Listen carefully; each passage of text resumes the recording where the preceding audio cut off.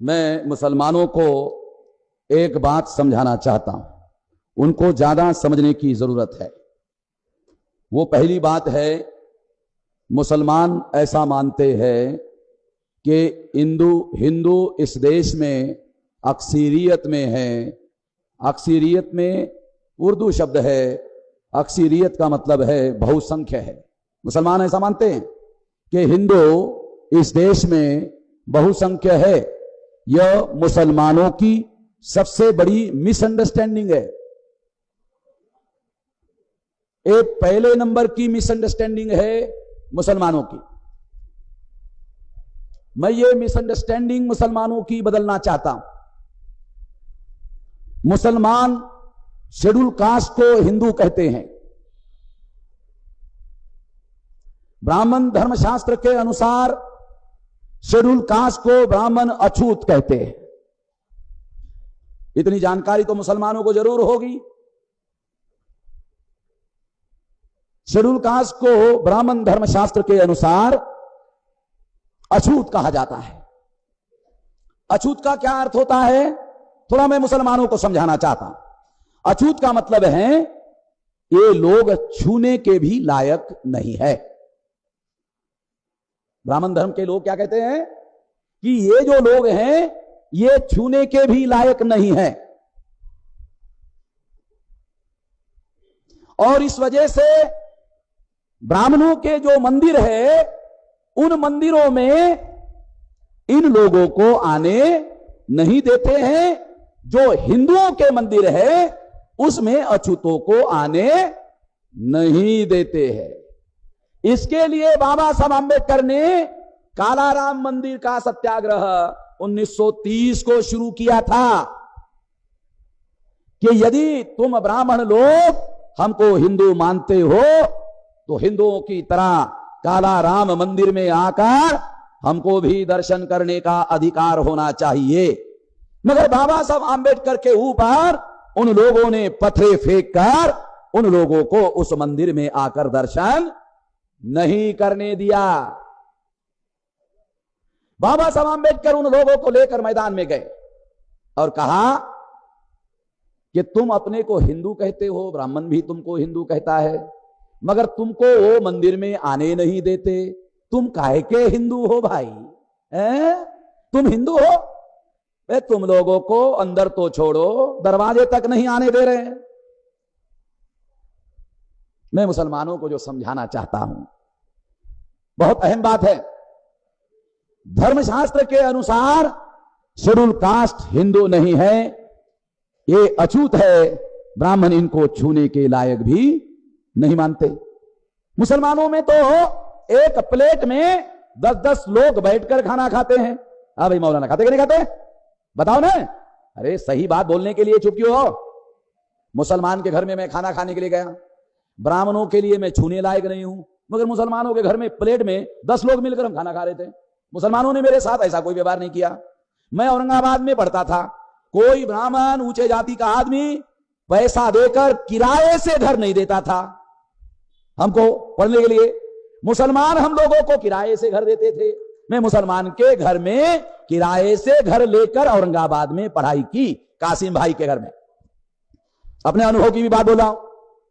तो मुसलमान schedule caste को हिंदू कहते हैं और ब्राह्मण उनको छूने के लायक भी नहीं मानते। ब्राह्मण अपने को पवित्र मानते हैं, ब्राह्मण अपने को पवित्र मानते हैं और हमको छूने के लायक भी नहीं मानते। ब्राह्मण अपने को पवित्र मानते हैं, हमको छूने के लायक भी नहीं मानते। और मुसलमान हैं कि दोनों को हिंदू कहते हैं। मेरे को तो समझ में नहीं आ रहा भाई, मुसलमान को क्या समझ आए? मुसलमानों को यह समझने की जरूरत है, जो अछूत हैं 15% हैं और वो हिंदू नहीं है। पहले तो मुसलमान ये समझ ले। दूसरी बात, और मैं ये ऐलानिया कहता हूं ब्राह्मणों को, सारे देश भर में मेरे साथ बहस करने के लिए आ जाओ। 10 ब्राह्मण 1 वामन, साला का बंदोबस्त कर दूंगा। तुम्हारे टीम पर आ जाओ, बहस करते, आ जाओ। कितनी तुम्हारे अंदर औकात है, कितनी बुद्धि है? ब्राह्मण कहते हो बहुत पंडित होते हैं, बुद्धिमान होते हैं, आ जाओ। तो 15% शेड्यूल कास्ट के लोग ब्राह्मण धर्म के अनुसार अछूत है, हिंदू नहीं है। 15 हो गए माइनस, हाँ भाई गिनती लिख लेना, मुसलमान जितने हैं ना ये गिनती लिख लेना, आंकड़ों के साथ बताता हूं। कहते हो ना तुम लोग हिंदू बहुसंख्य है, ये देखो आंकड़ा 15 हो गया माइनस। शेड्यूल ट्राइब 7.5%, 1950 का आंकड़ा बता रहा हूं, अभी ज्यादा है। अभी ज्यादा क्यों है? हम पैदा करने में थोड़ा आगे है, तो ज्यादा तो होगा ही ना। 7.5%, 15 और 7.5, 22.5 हो गया। सुप्रीम कोर्ट कहता है ये आदिवासी हिंदू नहीं है, इनको हिंदू का कोई भी कानून लागू नहीं होता। हो गया, आदिवासी भी हिंदू नहीं है, हो गया 22.5% माइनस। अब 52% ओबीसी। कौन है भाई ओबीसी? देखो शिवाजी महाराज का उदाहरण देके बताता हूं। शिवाजी महाराज ने तलवार चलाई, शिवाजी महाराज ने राज्य स्थापन किया। राज्य स्थापन करने के बाद पुणे के ब्राह्मणों को कहा कि मेरा राज्य अभिषेक करो और मुझे राजा घोषित करो। पुणे के ब्राह्मणों ने धर्मशास्त्र देखा और देखकर कहा कि शिवाजी की जाति कुणबी है। देखा, शिवाजी महाराज की जाति कुणबी है और कुणबी ब्राह्मण धर्मशास्त्र के अनुसार शूद्र है और शूद्रों को राजा बनने का अधिकार नहीं है। इसलिए पुणे के ब्राह्मणों ने शिवाजी महाराज को कहा आपका राज्याभिषेक नहीं हो सकता, आप शूद्र हो। तो ये जो वर्ण व्यवस्था में जो ओबीसी है, कुणबी है, मराठा है, ये वर्ण व्यवस्था में ब्राह्मण धर्म के अनुसार शूद्र है। पुणे में मेरा मित्र है प्रवीण गायकवाड़, संभाजी ब्रिगेड का स्टेट का बड़ा लीडर है, नाम सुना होगा आपने प्रवीण गायकवाड़। उसका दोस्त है एक ग्रेजुएट इंजीनियर मराठा, उसके शादी का मौका आ गया।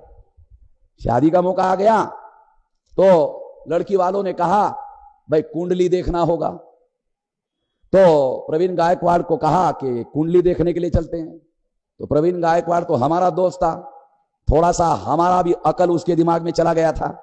तो उसने कहा लाओ कुंडली लाओ। कहाँ है? लाओ। तो लाल कपड़े में बांधी हुई थी। तो वो बोलता है खोलो। प्रवीण गायकवाड़ ने ग्रेजुएट इंजीनियर मराठा को कहा खोलो। तो कहा नहीं क्यों? बोलता पंडित ने जब ये कुंडली निकाली थी तो कहा था कि इसको दोबारा खोलना मत, जब दोबारा पढ़ना हो तो मेरे पास आकर पढ़ना, अपने से मत पढ़ना, इसलिए इसको नहीं खोलूंगा। प्रवीण गायकवाड़ ने कहा एक बार तो खोल ले, खोल, मैं थोड़ा देख का फिर बांध के लेके जाते हुए। पंडित को कहां पता चलेगा कि खोल के देखा हुआ है? खोला, उसमें क्या लिखा था मराठा के बारे में? वर्ण शूद्र, गण राक्षस। मराठा के बारे में जो लिखा था वर्ण शूद्र गण राक्षस। वो लोग मेरे पास आए, तो जब प्रवीण गायकवाड़ मेरे पास लेके आए तो मैंने पूछा वो पंडित को कुंडली निकालने के लिए कितना पैसा दिया था? बोले 1001। तो 1001 रुपया देकर तुमने अपने को राक्षस घोषित किया? ओ, मैंने कहा पंडित कितना पढ़ा लिखा है? तो याद करके पूछा, देखा, बोले 7वीं फेल है। 7वीं फेल, और तेरे खानदान खानदान खानदान खानदान और सबसे पुराने खानदान वो तुम्हारे खानदान को कि तो जानते हैं तो वो शूद्र है और गण में राक्षस भी है। 7वीं फेल आदमी तो ग्रेजुएट इंजीनियर है। मुसलमानों को इसलिए बता रहा हूं कि ब्राह्मण धर्म शास्त्र के अनुसार ये जो ओबीसी है ये 52% है और ये 52% में 8.5% माइनॉरिटी है। माइनॉरिटी में मुसलमान, सिख, ईसाई, बुद्धिस्ट, जैन है। अगर 8.5% माइनस कर दो तो ये आंकड़ा बनता है 42.5%। अब ये देख लो 22.5% और 42.5%, ये आंकड़ा हो गया 65% मुसलमानों को माइनस करके। तो ये हो गया आंकड़ा 65%। अगर 100 में से 65 का आंकड़ा अगर आप देख लो तो वो बहुसंख्य होता है। और ये जो ओबीसी है शूद्र है, शूद्र अधिकार वंचित है, अधिकार वंचित गुलाम होते हैं ब्राह्मण धर्मशास्त्र के अनुसार, मनुस्मृति के अनुसार।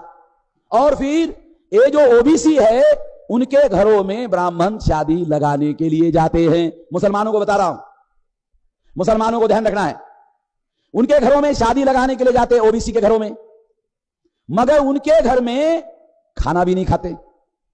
कितने मुसलमानों को पता है? ब्राह्मण जाता है शादी लगाने के लिए, वेद मंत्रों से शादी नहीं लगाता। क्यों?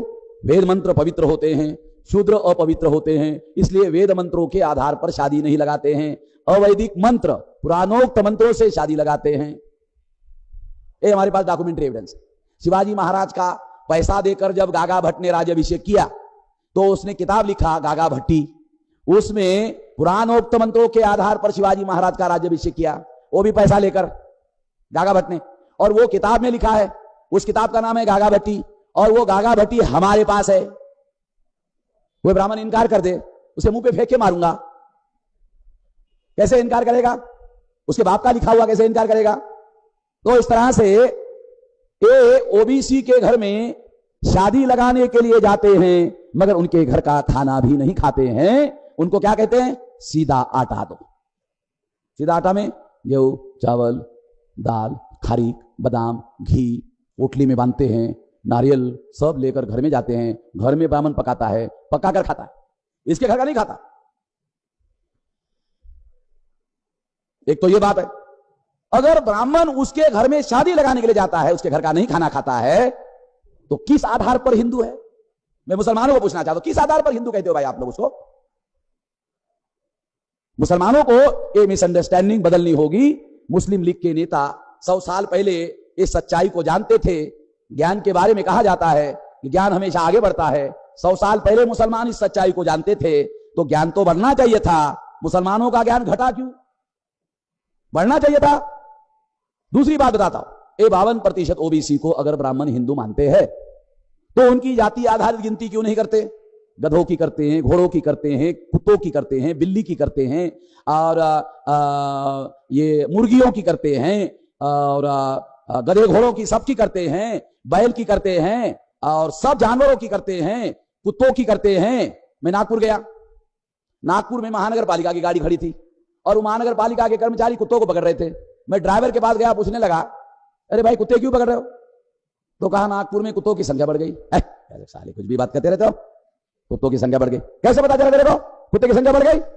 बोलता साहब महानगर पालिका साल में एक बार कुत्तों की गिनती करती है। हाँ, कुत्तों की गिनती करती है, और गिनती के आधार पर ये हम लोगों को पता है, और महानगर पालिका ने नियम बना रखा है। मैंने कहा क्या नियम है? इतनी इतनी संख्या पर इतने इतने कुत्ते रह सकते हैं, इतनी संख्या होगी तो इतने कुत्ते रह सकते हैं। मैंने कहा ऐसा नियम क्यों बनाया? तो बोलते ऐसा है, कुत्तों की संख्या शहर में बढ़ेगी तो वो कुत्ते गाड़ी के नीचे आते हैं, सारा एक्सीडेंट हो जाता है, एक्सीडेंट वाले मर जाते हैं। इस वजह से कुत्तों की संख्या को लिमिट में रखना पड़ता है, इसलिए कुत्ते पकड़ रहे हैं और पकड़कर जंगल में छोड़ रहे हैं। तो मुझे पहली बार मालूम हुआ साला देश में कुत्तों की भी गिनती होती है, मगर ओबीसी की जाति आधारित गिनती नहीं करते हैं। कौन नहीं करता है? चलो आपको बताता हूं कौन नहीं करता है। 1931 तक अंग्रेज लोग जाति के आधार पर गिनती करते थे।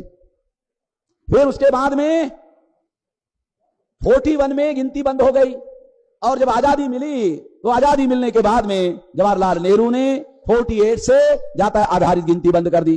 तो 51 में पहली गिनती शुरू हुई तो जवाहरलाल नेहरू ने ओबीसी की जाति आधारित गिनती को रोका। 61 में जवाहरलाल नेहरू ही प्रधानमंत्री थे, दोबारा रोका। 71 में इंदिरा गांधी जो जवाहरलाल नेहरू की जायज संतान थी, जायज संतान समझते हो? है? समझते हो जायज संतान?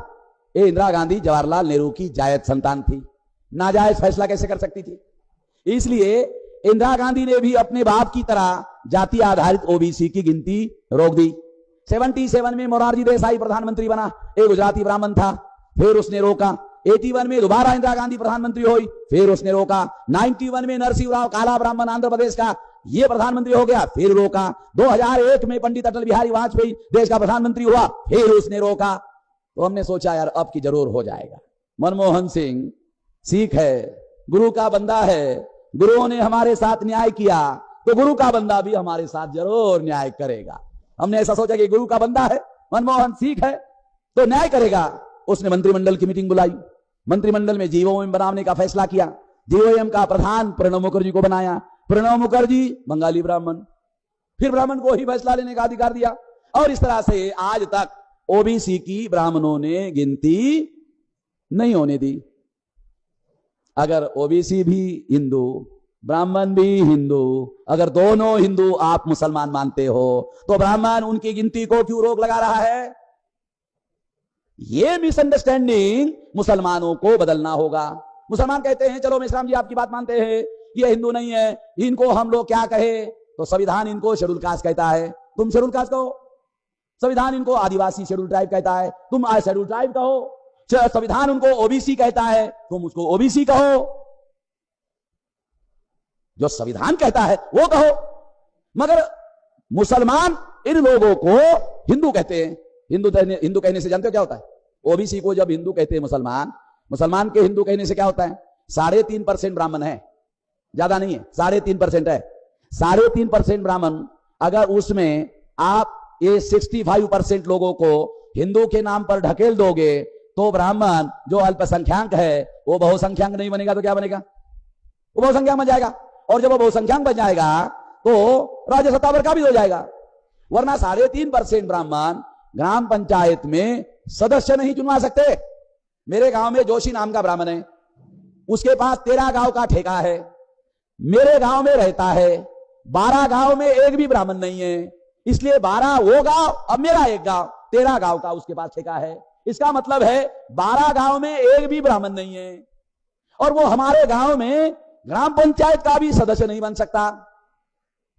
अपने गांव का उदाहरण देके आपको बता रहा हूं। जब ब्राह्मण ग्राम पंचायत में सदस्य नहीं बन सकता, साले देश के पंचायत का प्रमुख बन गया। प्रणब मुखर्जी, जवाहरलाल नेहरू, अटल बिहारी, मनमोहन सिंह कैसे बन गए? मुसलमान 3.5% ब्राह्मणों को बहुसंख्य बनाने के लिए एससी एसटी ओबीसी को हिंदू घोषित करते रहते हैं, और इनके हिंदू घोषित करने से, मुसलमानों के घोषित करने से अल्पसंख्य ब्राह्मण बहुसंख्य हो जाता है। और जब बहुसंख्य हो जाता है तो बहुसंख्य एमएलए एमपी चुनवा लेता है और राज्य सत्ता पर काबिज कर लेता है। जब राज्य सत्ता पर काबिज करता है तो मुसलमानों के नौजवानों को पकड़कर, इनोसेंट मुसलमानों को पकड़कर जेल में डालता है। ये गलती तो मुसलमान कर रहे हैं। मुसलमानों के नौजवानों को जेल में डालने की गलती तो पुलिस वाले कर रहे हैं, मैं मानता हूं, मगर दिल्ली के गद्दी पर पहुंचाने का काम मुसलमान 3.5% ब्राह्मणों को कर रहे हैं। यह गलती तो मुसलमान कर रहे हैं। अगर यह गलती मुसलमान कर रहे हैं तो इस गलती को सुधार करने का काम अल्लाह ताला करने वाला नहीं है। इसको सुधारने का काम आप लोगों को करना होगा। अल्लाह ताला ने आपको कर्म करने के लिए मना किया? अल्लाह ताला ने क्या आप लोगों को कर्म करने के लिए मना किया क्या? अल्लाह ताला तो कहता है, क्या कहता है?